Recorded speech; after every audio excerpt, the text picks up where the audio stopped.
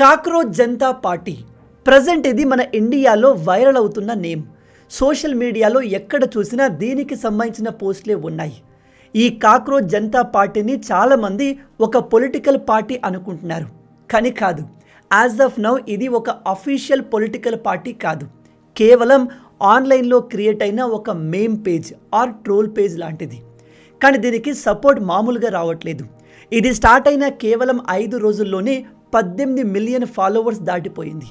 ఈ వీడియో చూసేసరికి 2 కోట్ల మంది అయిపోతారు కావచ్చు, అంటే 20 మిలియన్స్. ఆన్లైన్లో వీళ్ళకు ఫాలోయింగ్ విపరీతంగా పెరుగుతుంది. దాంతో వెంటనే వీళ్ళు ఒక వెబ్సైట్ క్రియేట్ చేశారు. అందులో చాలా క్లియర్గా మేము స్టార్ట్ చేసిన ఈ మూమెంట్ లేజీ పీపుల్స్ కోసం, నిరుద్యోగుల కోసం అని మెన్షన్ చేశారు. అండ్ దీనికి మన దేశ అపోజిషన్ పార్టీల నుంచి భారీగా సపోర్ట్ కూడా వస్తుంది. ఎస్పెషలీ సమాజ్వాదీ పార్టీ నుంచి అండ్ ప్రతి విషయంలో వేలు పెట్టే ఈ టీఎంసీ పార్టీ మహువా మొయిత్రా నుంచి. ఈమె గ్రౌండ్ లెవెల్లో ఎటువంటి పని చేస్తుందో ఎవరికి తెలియదు, కానీ ఇలాంటి వైరల్ కంటెంట్లో మాత్రం ఈజీగా దూరిపోతుంది. మొత్తంగా దీన్ని ఒక జెన్జీ ప్రొటెస్ట్గా చూస్తున్నారు. అంటే ప్రజెంట్ మన ఇండియాలో ఉన్న యూత్ అంతా కూడా తమ ఫ్రస్ట్రేషన్ని ఈ పార్టీ ద్వారా చూపిస్తున్నారు అని అందరూ కన్సిడర్ చేస్తున్నారు. అయితే ఈ పార్టీ ఆర్ మూమెంట్ ఎలా స్టార్ట్ అయింది, దీనికి కారణం ఎవరు, దీని వెనకాల స్టోరీ ఏంటి, అండ్ దీన్ని స్టార్ట్ చేసింది ఎవరు? హానెస్ట్గా చెప్తున్నాను, ఇలాంటి ఒక మూమెంట్ స్టార్ట్ అయింది అని తెలిసినప్పుడు నేను స్టార్టింగ్లో చాలా హ్యాపీగా ఫీల్ అయ్యాను. ఇది స్టార్ట్ అయినప్పటి నుంచి నేను వీళ్ళు చేసే ప్రతి పని, వీళ్ళు పేజ్లో పోస్ట్ చేసే ప్రతి పోస్ట్ని చూస్తున్నాను, న్యూట్రల్గా ఉంటారా లేదా అని.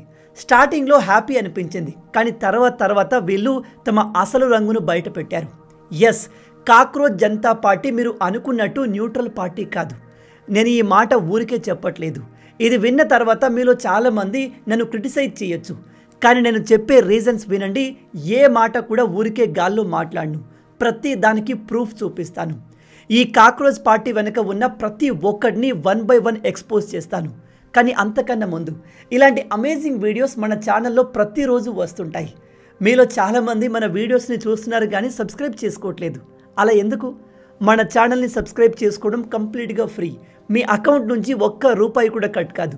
కాబట్టి మన వీడియోస్ మీకు నచ్చితే, మేము చేసే రీసెర్చ్ మీకు నచ్చితే వీడియోని లైక్ చేసి మన ఛానల్ని సబ్స్క్రైబ్ చేయడం మర్చిపోవద్దు. అది మాకు ఇలాంటి మరిన్ని వీడియోస్ మీ వరకు తీసుకురావడానికి మోటివేషన్లా ఉంటుంది. ఇక మెయిన్ టాపిక్లోకి వెళ్ళిపోదాం. ఇదంతా ఎక్కడ స్టార్ట్ అయింది అంటే చీఫ్ జస్టిస్ ఆఫ్ ఇండియా, అంటే ఇతను మన దేశంలో ఉన్న సుప్రీంకోర్టుకి టాప్ అఫీషియల్.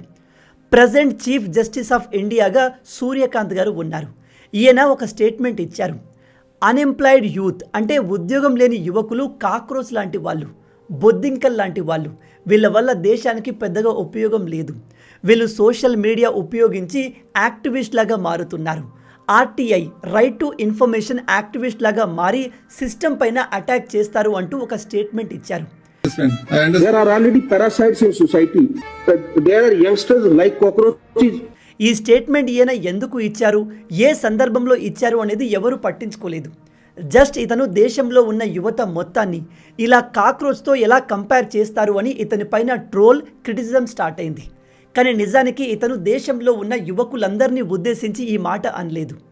ఇతను ఒక కేసును వింటున్నప్పుడు ఆ కేసుకు సంబంధించి కొంతమంది వ్యక్తులను ఉద్దేశించి ఈ మాటలు చెప్పారు. విషయం ఏమిటంటే ఇతని దగ్గరికి ఒక కేసు వచ్చింది. అది ఒక లాయర్కి సంబంధించిన కేసు. ఆ లాయర్ సీనియర్ అడ్వకేట్గా ప్రమోట్ అవ్వాలి అనుకుంటున్నాడు.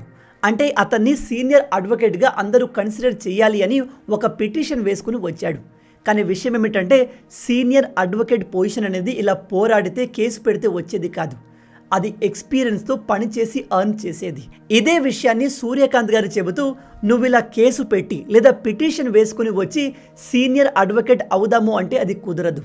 దాన్ని నువ్వు పని చేసి కష్టపడి సాధించాలి అని చెప్పారు. ఈయన ఫ్రస్ట్రేషన్లో ఈ మాట ఎందుకు చెప్పారు అంటే ఈ లాయర్ ఈ కేసుని సుప్రీంకోర్టుకు తీసుకువచ్చే ముందు ఇతను ఇండియన్ జ్యుడిషియరీ గురించి, ఇండియన్ జడ్జిల గురించి ఎటువంటి ప్రూఫ్లు లేకుండా నోటికి వచ్చినట్టుగా క్రిటిసైజ్ చేస్తూ సోషల్ మీడియాలో రీల్స్ని, వీడియోస్ని పోస్ట్ చేశాడు. ఆ వీడియోస్ అన్నిటినీ ఈ జడ్జిలు చూశారు. చూసి ఇతన్ని ఈ విధంగా కోర్టులో నిలదీశారు. ఈ కోర్టు హియరింగ్ తర్వాత ఆ లాయర్ కేసుని విత్డ్రా చేసుకుని కామ్గా వెళ్ళిపోయాడు. కానీ సూర్యకాంత్ గారు ఈ విషయాన్ని అక్కడికే వదలలేదు. ఈయన జ్యుడిషియరీ సిస్టంలో కూడా చాలామంది ఫేక్ లా డిగ్రీ ఉపయోగించి ఆపరేట్ అవుతున్నారు.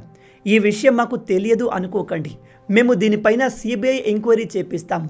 చాలామంది అన్ఎంప్లాయీస్ అంటే ఉద్యోగం లేని వాళ్ళు ఫేక్ డిగ్రీలు క్రియేట్ చేసి ఇలాంటి పని చేస్తున్నారు అంటూ వాళ్ళను ఉద్దేశించి అన్ఎంప్లాయీస్ని కాక్రోచ్తో కంపేర్ చేశాడు.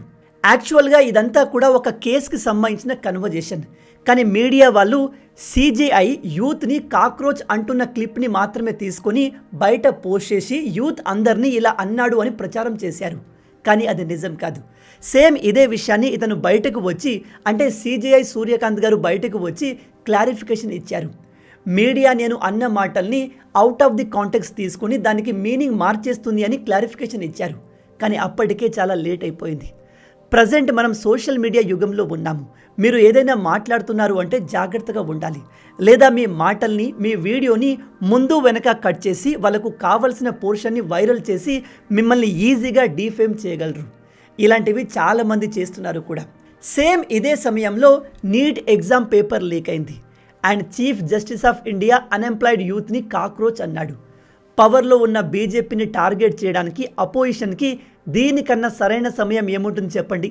అందుకే ఒక అపోజిషన్ పార్టీ వెనకాల ఉండి ఈ కాక్రోచ్ జనతా పార్టీని సోకాల్ రెవల్యూషన్ని స్టార్ట్ చేసింది. మళ్ళీ చెప్తున్నాను, ఈ cockroach Janata party as of now ఒక అఫీషియల్ పొలిటికల్ పార్టీ కాదు. ఈ పేజ్ని స్టార్ట్ చేసిన వాళ్ళు కూడా చాలా ఎక్స్పీరియన్స్డ్ పీపుల్. వాళ్ళు ఊరికే ఇలా మిలియన్స్ ఆఫ్ ఫాలోవర్స్ని గెయిన్ చేయట్లేదు. మీరు వీళ్ళ వెబ్సైట్ని విజిట్ చేస్తే అక్కడ యూత్ని రెచ్చగొట్టే అట్రాక్ట్ చేసే చాలా విషయాలు ఉంటాయి. ఫర్ ఎగ్జాంపుల్ ఈ మూమెంట్ని వీళ్ళు ఎందుకు స్టార్ట్ చేశారు అంటే we are the voice of lazy and unemployed అంట. ఇది క్లియర్గా రేజ్ బెట్ అంటే యూత్ని అట్రాక్ట్ చేయడానికి ఉపయోగించే టాక్టిక్స్. ఇప్పుడు వీళ్ళ మేనిఫెస్టో చూద్దాం. ఇదైతే కంప్లీట్ స్టూపిడ్గా ఉంటుంది. చాట్ జీపీటీ నుంచి తీసుకువచ్చి ఇక్కడ కాపీ పేస్ట్ చేసినట్టుగా ఉంటుంది. అందులో ఆ మైనస్ సింబల్ని కూడా వీళ్ళు తొలగించలేదు. బట్ కొన్ని పాయింట్స్ నాకు నచ్చాయి. 1 by 1 డిస్కస్ చేద్దాం. Number 1, no chief justice of India gets Rajya Sabha seat. జనరల్గా సుప్రీంకోర్టు చీఫ్ జస్టిస్లు వాళ్ళు రిటైర్ అయ్యాక వాళ్ళు ఏ పార్టీకి అయితే ఫేవర్గా పనిచేశారో ఆ పార్టీలు వీళ్లకు రాజ్యసభ సీట్ని రిటర్న్ గిఫ్ట్గా ఇస్తూ ఉంటాయి. ఇలా కాంగ్రెస్ పార్టీ చేసింది, బీజేపీ పార్టీ కూడా చేస్తుంది. దీన్ని తొలగిస్తాము అని చెప్పారు. ఇది ఒక మంచి విషయం. నెంబర్ 2, ఎలక్షన్ కమిషన్ ఒక్క జెన్యూన్ ఓట్ని డిలీట్ చేసిన వాళ్ళపైన యూఏపీఏ యాక్ట్ పెట్టి జైల్లో వేస్తాము అని చెప్తున్నారు. ఇది అంత ఈజీ కాదు. జస్ట్ వీళ్ళు యూత్ని అట్రాక్ట్ చేయడానికి ఈ మాట చెప్పారు. కానీ దీన్ని ప్రాక్టికల్గా చేయడం ఇంపాసిబుల్.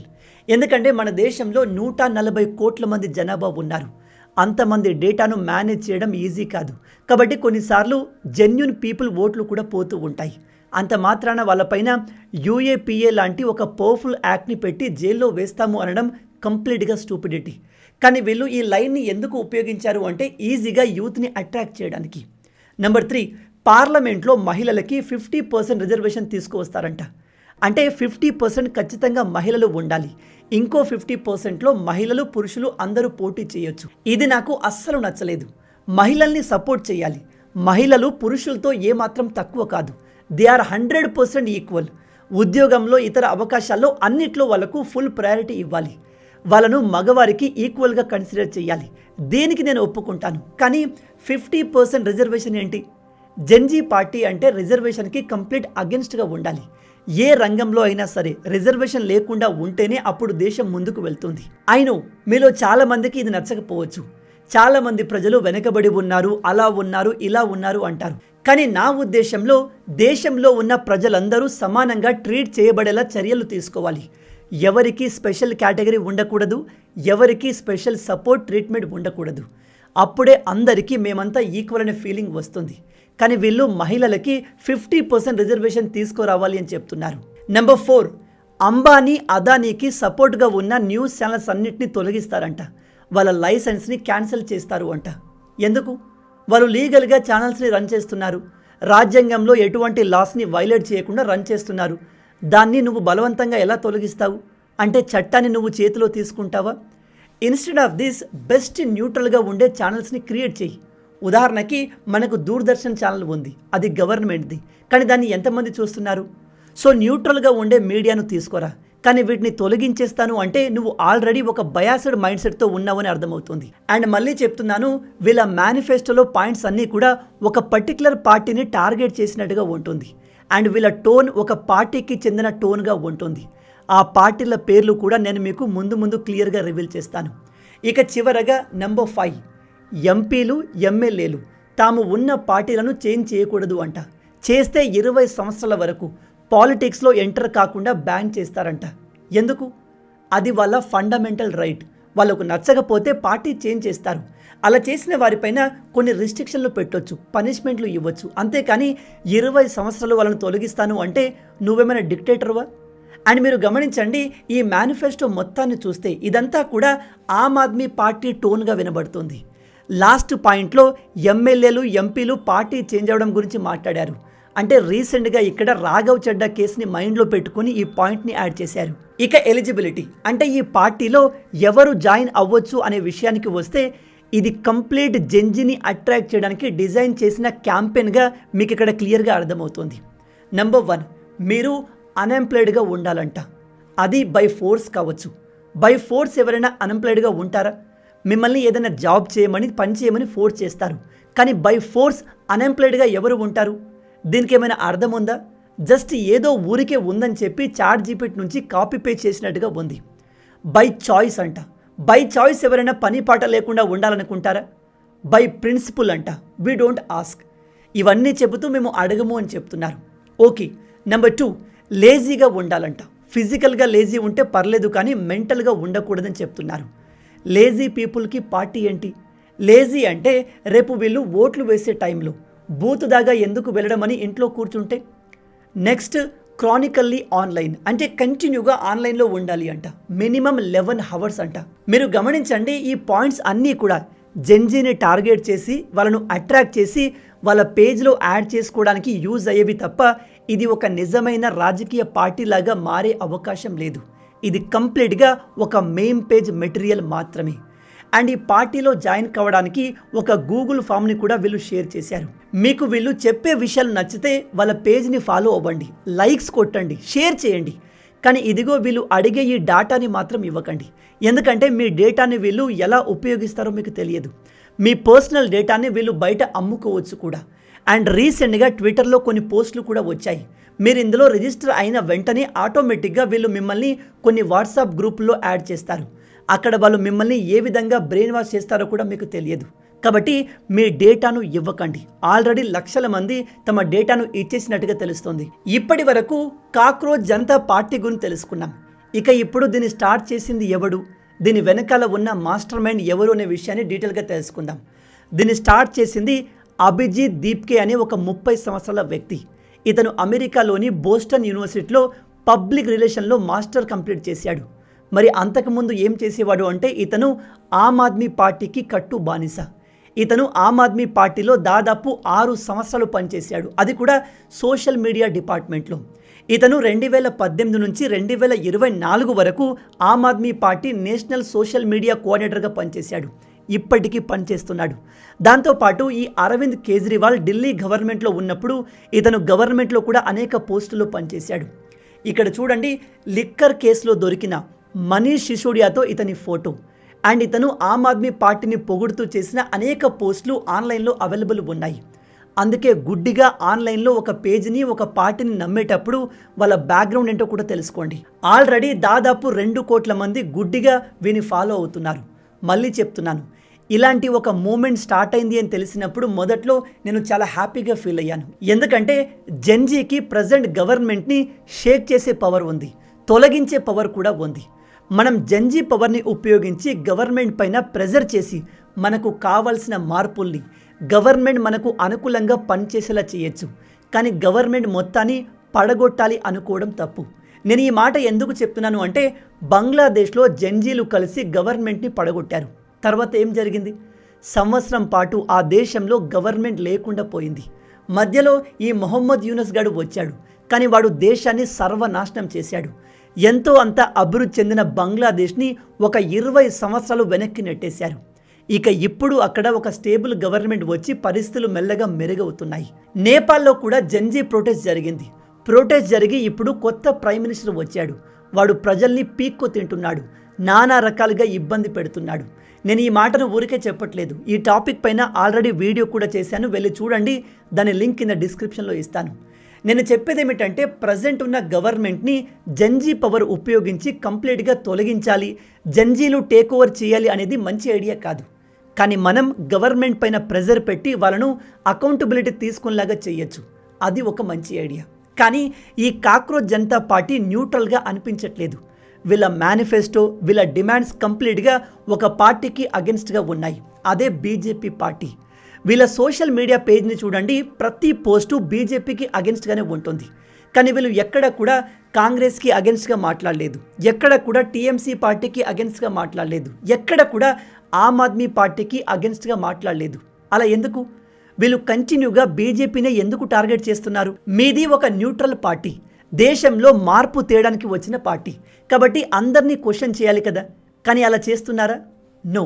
అండ్ వీళ్ళ పోస్టులు చూడండి, అందులో చాలా మట్టుకు యాంటీ ఇండియా వీడియోలు చేసేవాళ్ళు, యాంటీ బీజేపీ మాటలు మాట్లాడే వాళ్ళు మాత్రమే ఉంటారు. వాళ్ళతోనే ఈ పేజ్ కొలాబరేషన్ చేస్తుంది. ఈ అభిజిత్ సోషల్ మీడియా విషయంలో చాలా బ్రిలియంట్ పర్సన్. ఎందుకంటే దాదాపు 6-7 సంవత్సరాలు Aam Aadmi party social media హ్యాండిల్స్ని మేనేజ్ చేసిన వాడు. వీడు ఇప్పటికీ ఆమ్ ఆద్మీ పార్టీతో కనెక్ట్ అయి ఉన్నాడు. వీడు రీసెంట్గా మే నెలలో కేజ్రీవాల్కి సపోర్ట్ చేస్తూ ట్వీట్లు కూడా పెట్టాడు. అందుకే ఈ మొత్తం మూమెంట్ని వెనక నుంచి ఖచ్చితంగా కేజ్రీవాలే నడిపిస్తున్నాడు అనే సంకేతాలు కూడా కనిపిస్తున్నాయి.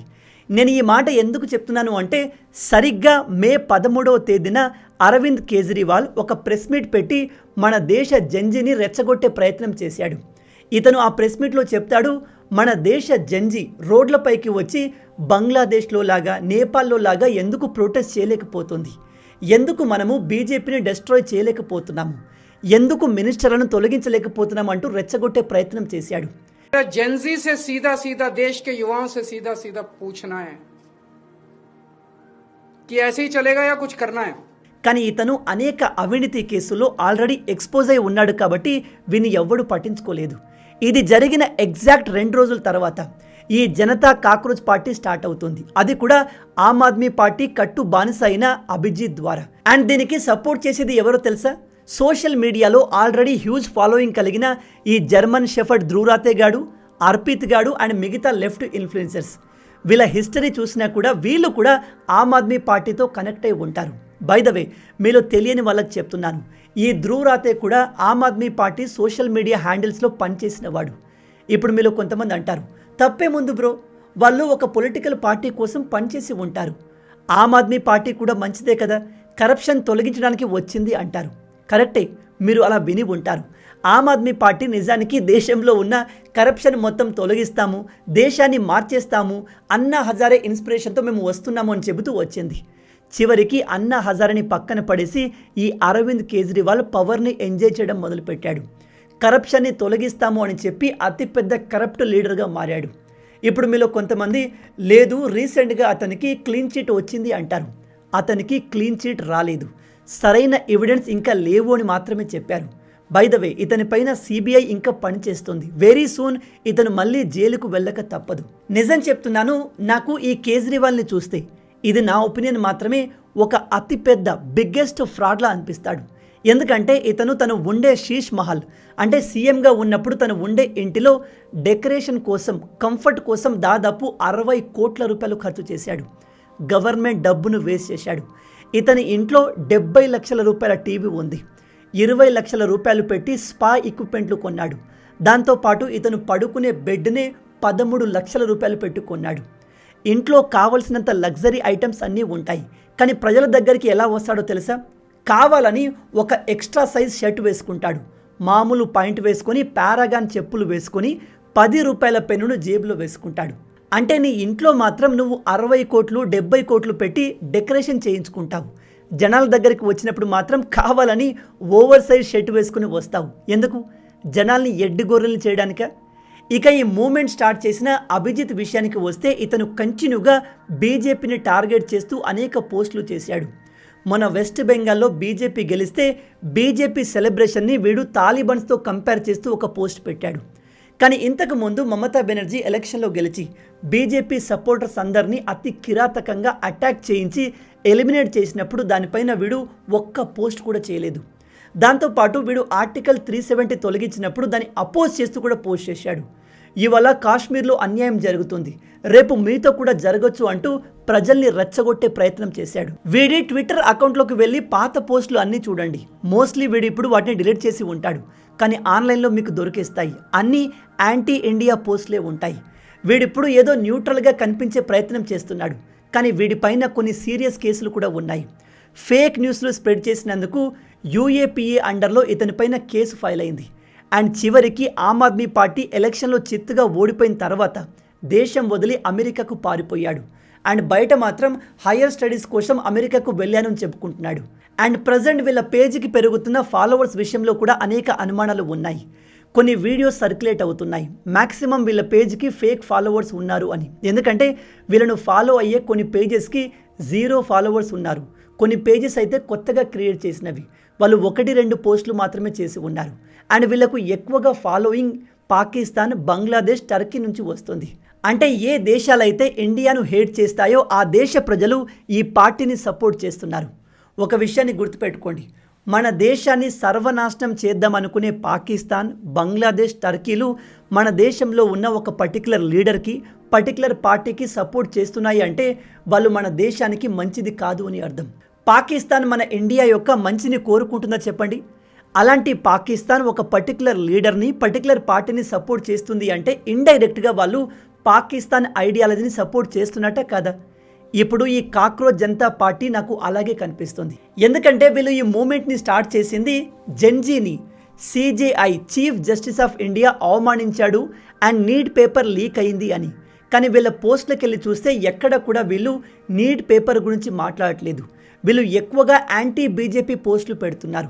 ఆల్రెడీ వీళ్ళు కంప్లీట్గా ఒక సైడ్ తీసుకొని బయాస్డ్గా ఉన్నారు. వీళ్ళ దగ్గర న్యూట్రాలిటీ ఎక్స్పెక్ట్ చేయలేము అని క్లియర్గా తెలుస్తుంది. కానీ వీళ్ళు రేస్ చేసిన కొన్ని పాయింట్స్కి నేను కూడా అగ్రీ చేస్తాను. నెంబర్ 1, పార్టీలకు ఫేవర్ చేసే చీఫ్ జస్టిస్లకు రాజ్యసభ సీట్ను ఇవ్వకూడదు. నెంబర్ 2, నీట్ పేపర్ లీక్కి కారణమైన ప్రెసిడెంట్ ఎడ్యుకేషనల్ మినిస్టర్ ధర్మేందర్ ప్రధాన్ని వెంటనే తొలగించాలి. ఆ డిమాండ్కి నేను 100% సపోర్ట్ చేస్తాను. ఎందుకంటే నీట్ పేపర్ లీక్ అవ్వడం అనేది చిన్న విషయం కాదు. ఆల్రెడీ మోడీ గవర్నమెంట్ ఇంటర్నల్గా ఆ పనులు స్టార్ట్ చేసింది. ధర్మేంద్ర ప్రధాన్ని త్వరలోనే తొలగించే అవకాశాలు ఉన్నాయి. ఇవి తప్పితే మిగతా అన్ని విషయాలు కేవలం యూత్ని అట్రాక్ట్ చేయడానికి, ఆమ్ ఆద్మీ పార్టీ నెరేటివ్ని స్ప్రెడ్ చేయడానికి వీళ్ళు పనిచేస్తున్నట్టుగా క్లియర్గా తెలుస్తుంది.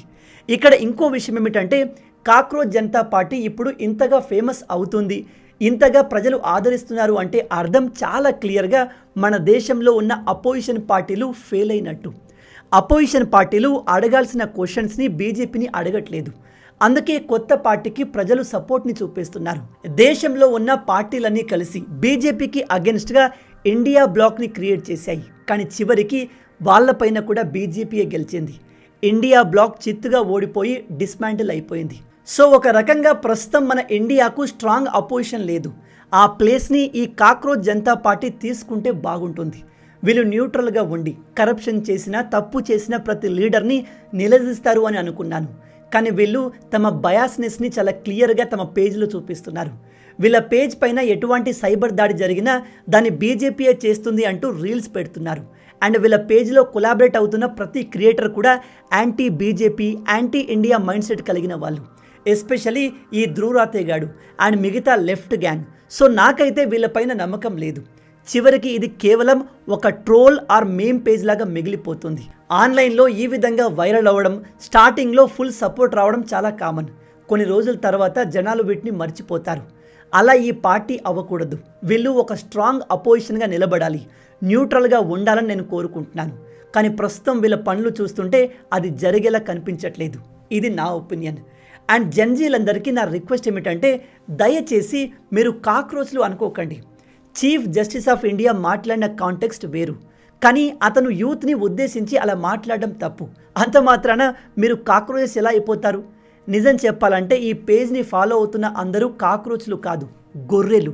మీ వీక్నెస్ని యూజ్ చేసుకొని సోషల్ మీడియా గురించి బాగా తెలిసిన వాళ్ళు, ఎక్స్పర్ట్లు మిమ్మల్ని బ్రెయిన్ వాష్ చేస్తున్నారు. ఆల్రెడీ 2 కోట్ల మంది బ్రెయిన్ వాష్ అయిపోయారు. ఆ లిస్ట్లో మీరు ఉండకండి. మీరు మీకు నచ్చిన పార్టీని సపోర్ట్ చేయండి, నచ్చిన పేజ్ని ఫాలో అవ్వండి. కానీ వాళ్ళ బ్యాక్గ్రౌండ్ ఏంటి, వాళ్ళ ఐడియాలజీ ఏంటి, వాళ్ళు ఏం చేయాలి అనుకుంటున్నారనేది కూడా తెలుసుకొని నిర్ణయాలు తీసుకోండి. మొత్తంగా ఇవి ఈ వీడియోకి సంబంధించిన పూర్తి విషయాలు. ఈ కాక్రోచ్ జనతా పార్టీ గురించి మీరేమనుకుంటున్నారు? మీ ప్రకారం వీళ్ళు న్యూట్రల్గా ఉన్నారా? వీళ్ళు కేవలం బీజేపీని ఎందుకు టార్గెట్ చేస్తున్నారు? వీళ్ళ పేజ్లో ఎక్కడ కూడా కాంగ్రెస్కి మిగతా పార్టీలకి అపోజిట్గా ఎందుకు వీళ్ళు మాట్లాడట్లేదు? ఎందుకు పోస్టులు పెట్టట్లేదు? కింద కామెంట్లు తప్పకుండా చెప్పండి. ఈ వీడియో మీకు నచ్చింది అనుకుంటున్నాను. నచ్చితే అలా ఊరికే చూసిపోకుండా వీడియోని లైక్ చేయండి. మన తెలుగు యువతను ఎంత వీలైతే అంత దేశభక్తులుగా మార్చాలి అనే మిషన్తో పనిచేస్తున్నాము. మన ఛానల్ని సబ్స్క్రైబ్ చేసుకొని ఆ మిషన్లో మీరు భాగం అవ్వండి. రాబోయే వీడియోలో ఇంకో ఇంట్రెస్టింగ్ టాపిక్తో మళ్ళీ కలుద్దాం. అండ్ జై హింద్, జై భారత్, భారత్ మాతాకి జై.